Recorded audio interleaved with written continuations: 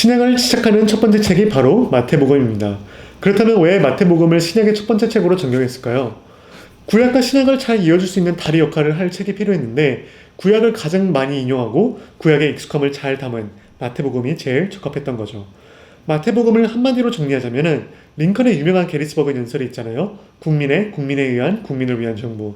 이 연설을 빌려와서 유대인에 의한 유대인을 위한 복음서라고 보시면 이해하기가 훨씬 쉬워요.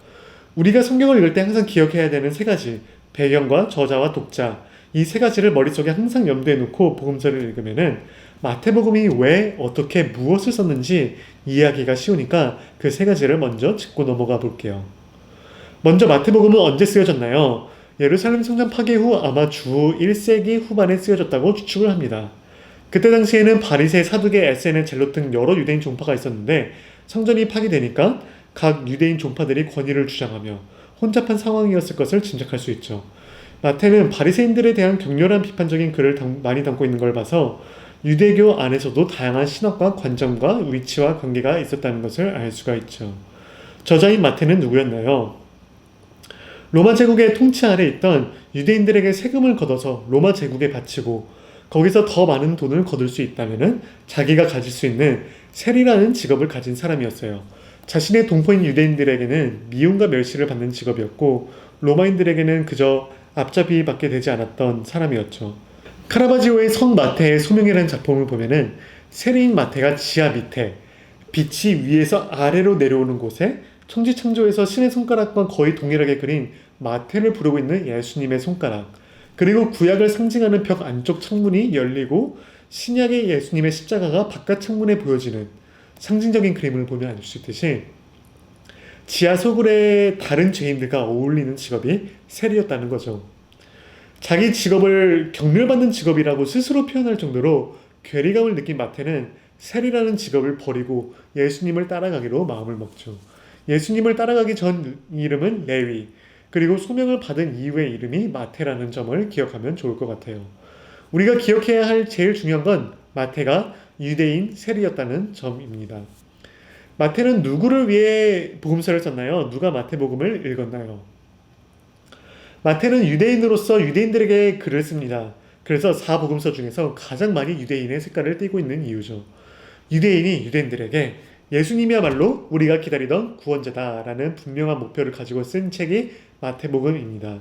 그래서 유대인들에게 설득력이 있어야 되기 때문에 유대인의 색깔이 굉장히 짙은 책이에요. 이제 우리가 마태복음 되게 하는 마태복음만의 특징을 나눌 텐데 첫 번째 특징만 봐도 그것을 알 수 있어요. 첫 번째로는 예수님의 족보입니다. 족보를 보면은 처음으로 기록된 사람이 아브라함인데 아브라함은 유대인들에게 있어서 믿음의 조상으로서 하나님과 유대인과의 언약 관계의 전통을 시작한 사람, 그리고 예수님은 그 전통을 이은 사람, 즉 유대인 누구나라면 이 전통성을 인정할 수밖에 없는 라인인 거죠. 아브라함이 하나님으로부터 축복의 약속을 받은 사람으로서 아브라함의 자손으로서 그 정당성과 타당성이 예수님께로 이어져 가고 예수님을 구약의 예언을 성취하기에 그 전통성이 충분히 설득력 있다는 점을 마태복음은 말해주고 있습니다. 두 번째로 마태의 예수님을 다윗의 자손, 메시아, 새로운 랍비, 새로운 모세, 그리고 임마누엘, 우리와 함께하는 하나님으로 소개합니다.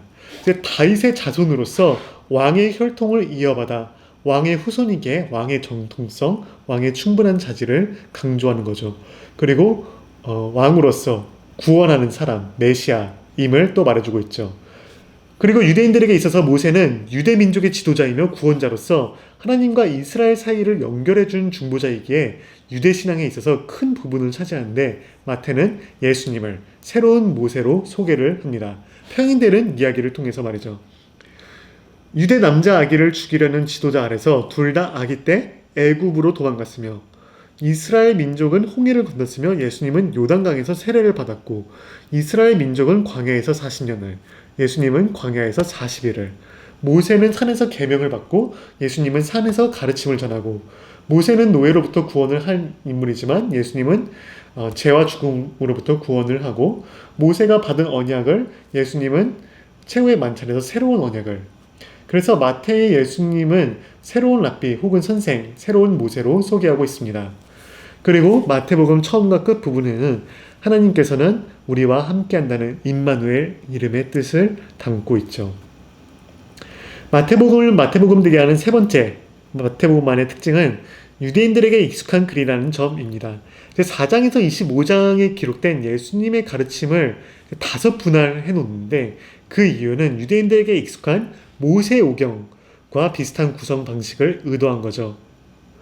그리고 하나님의 나라라는 문구보다 하늘의 나라라는 문구를 사용하는데 유대인 전통에서는 하나님의 이름을 부르는 것을 신성하지 않은 행동으로 여겼기에 그 전통을 이어서 하나님의 나라를 하늘의 나라, 천국으로 대신 말하고 있습니다. 유대인들에게는 굉장히 익숙한 구성과 친숙한 언어로 쓴 글이죠. 이제 네 번째 특징은 산이에요. 산상수훈, 팔복을 예수님께서는 산에서 가르치셨다고 마태복음 기록되어 있고 잃어버린 양의 비유도 산에서 잃어버리죠. 그 이유는 유대인의 전통에 의하면 모세가 시내산에 가서 계명을 받았고 엘리야 선지자는 갈멜산에서 바알의 제사장들과 대결을 했고 이스라엘 자손들은 미디안족의 위협을 피해 산에다 은신처를 마련했고 예수님께서는 종종 산에 올라가 혼자만의 시간을 가지시고 예수님이 변형하신 곳이 산인 걸 보아 산은 하나님과 인간이 만나는 초월적, 영적 경험의 장소라고 볼 수도 있죠. 반면에 누가복음에서는 들판, 동산이 자주 등장하는데 그 이유는 다음 누가복음을 다루는 영상에서 언급할게요.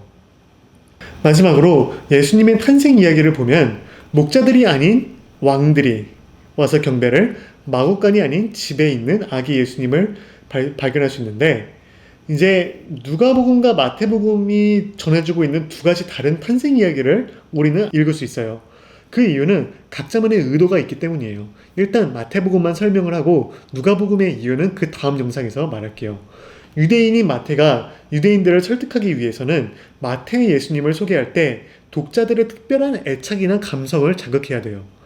유대인들이 선택된 민족으로서 자긍심이 굉장하잖아요. 콧대 높은 유대인들을 설득하기 위해서 크리스마스 이야기를 더 고급지게 설명해 주죠. 가난하고 흔한 목자가 아닌 존경받고 고귀한 동반 박사들이 아무 선물이 아닌 왕을 상징하는 귀한 선물들을 가지고 와서 아기 예수님의 탄생을 경배하고 지저분하고 미천한 마구간이 아닌 제대로 된 집에 있는 아기 예수님을 묘사하는 것을 보아서 자신의 복음서를 쓰는데 사세한 부분까지도 자세한 계산과 세밀한 의도가 있었다는 것을 알 수가 있죠.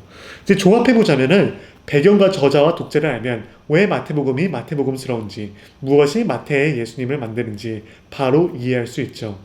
마태의 예수님은 유대인의 예수님이며 마태가 책을 구성하는 방법과 사용하는 언어, 구약을 인용하며 그 스토리라인까지 유대인의 복음서, 유대인에 의해 쓰여진 복음서, 유대인을 위한 복음서이기에 가장 유대인스러운 복음서가 된 거죠.